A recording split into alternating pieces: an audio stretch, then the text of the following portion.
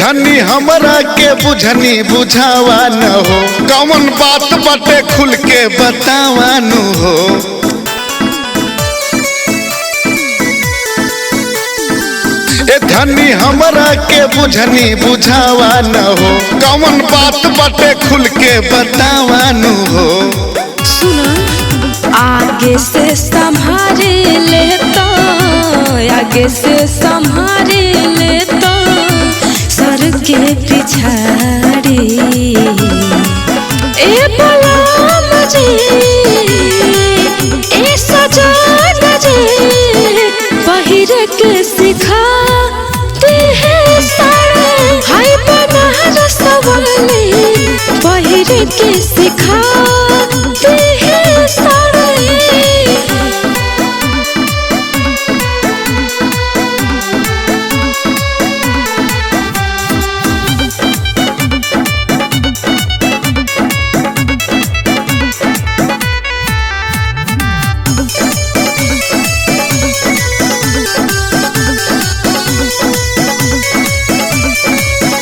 बैल अभी ले कौनो न ढंग हो, खाली करेलू हमरा के तंग हो। पिया ज्ञान के न पाठ पढ़ावा, साड़ी पहिरे में हाथ बटावा।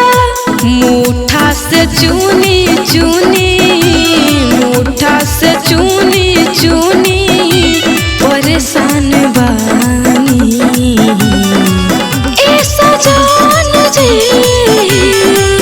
ए बलम जी पहिर के सिखा दे है साड़ी हाय बनारस वाली पहिर के सिखा दे है साड़ी।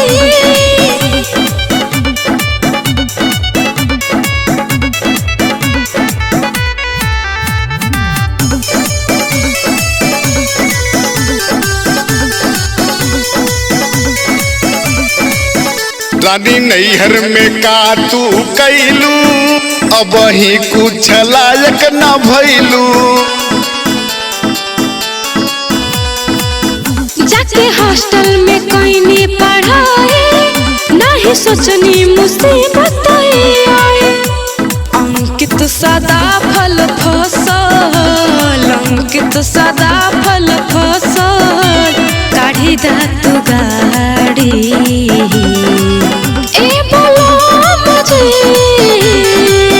ए सजन जी पहिर के सिखा दे है साड़ी हाय बनारस वाली पहिर के सिखा